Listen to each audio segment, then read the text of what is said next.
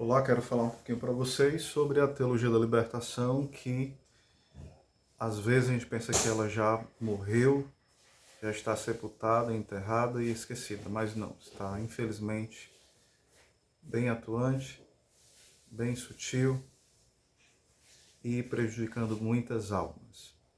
Alguns dizem, mas São João Paulo II e outros teólogos falaram da boa teologia da libertação.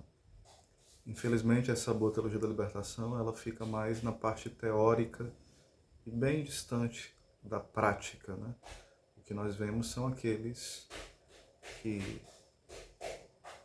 na prática e no dia a dia, usam das suas ideologias e, conscientes ou inconscientes, prejudicam bastante a fé das pessoas. Então, isso é um prejuízo terrível, né? O próprio Frei Clodovis Boff, né, que escreveu atualmente um livro, aliás, foi compendiado de vários artigos que ele fez, de entrevistas, né, falando sobre a crise da igreja e a questão da teologia da libertação. Futuramente farei vídeos também acerca, comentando um pouquinho desse livro. E a gente precisa entender que esse homem, que outrora foi um grande arauto, um grande defensor e baluarte, escreveu vários livros defendendo a teologia da libertação, hoje ele bate. Hoje, mas essa expressão é apenas para dizer que não o hoje atual, mas já há alguns anos, né, ele bate de forma muito clara contra a TL, porque vê o prejuízo que trouxe aqui no Brasil e na América Latina, né? O Papa Bento XVI foi muito claro quando condenou os inúmeros erros da teologia da libertação. É interessante que esses erros mostram que a TL afastou muita gente da Igreja Católica. Por exemplo, Frei Raniero Cantalamessa, ele vai dizer no livro Ungidos pelo Espírito Santo, que tem, onde ele está pregando para vários bispos da América Latina, que a teologia da libertação fez a opção preferencial pelos pobres e os pobres fizeram a opção preferencial pelo protestantismo. Olha só que tapa na cara, né? Hoje o cardeal Raniero Cantalamessa, até então era o pregador oficial, não era cardeal ainda, mas já há décadas que ele é pregador da casa pontifícia, né? E ele fazia essa alerta de forma muito clara, né? E,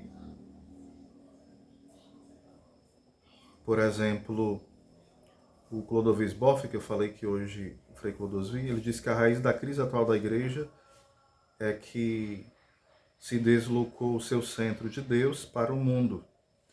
Tornou-se uma igreja que se conformou com o mundo, esvaziando-se a fé e a espiritualidade.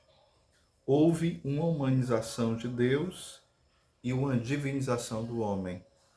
O antropocentrismo, no caso, como falava o professor Orlando Fidelis, né? Antropoteísmo, a religião do homem. Até ele, mais do que se interessar por evangelizar o mundo, deseja apenas humanizá-lo. A fé, o batismo, os demais sacramentos, a espiritualidade ficam em segundo lugar. Disse Frei Clodovis que a igreja declina porque a fé declina e o povo se afasta dela. Ele afirma que a TL passou dos mistérios da fé para os chamados desafios sociais. Assim, as questões propriamente religiosas ou espirituais só suscitam interesse quando postas em função das questões sociais. Por conta disso, em vez da fé determinar o social, é o social que determina a fé.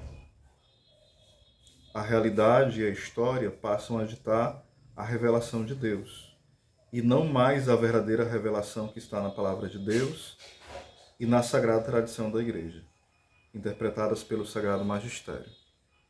E quando o cristão deseja priorizar as questões da fé, da oração e dos sacramentos, então esse tal seria olhado com estranheza e tido por alienado, quando não por carola.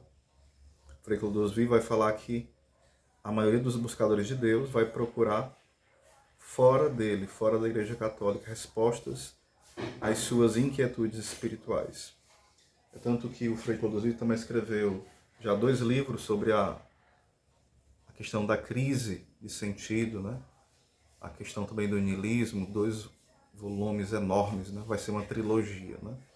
E 2 volumes ele vai abordando essa questão do niilismo, da falta de sentido de vida e aprofundando isso. E sem dúvida, isso é fruto dessa falta de fé, esse eixo central, como ele expressa em algumas das suas exposições acerca do livro, é o que tem permeado a vida de muitas pessoas. A falta desse eixo central tem prejudicado a vida de muitas pessoas, inclusive sacerdotes, leigos, infelizmente até bispos, porque o eixo principal não vai ordenando as demais coisas. E eu não estou dizendo que ele citou ipsiliter isso que eu falei, eu estou fazendo apenas uma adaptação, certo? Então a gente precisa tomar muito cuidado quando a gente perde esse eixo da fé, esse eixo da caridade sobrenatural, esse eixo da esperança sobrenatural. A gente vai sendo conduzido pelas fábulas, como fala São Paulo aos Timóteos, né? Os homens não suportaram mais a sã doutrina e buscaram ouvir as fábulas, coisas que agradavam seus ouvidos, esses comichões, de certa forma, que iam, de certa forma, ludibriando e agradando. Então tenhamos cuidado por não trocar a fé verdadeira por uma falsa fé pirateada que só mata a nossa alma e vai também matando a alma daqueles que estão perto de nós. A teologia da libertação nada mais é do que esse desserviço à busca da santificação, à busca da eternidade. Um abraço, salve Maria.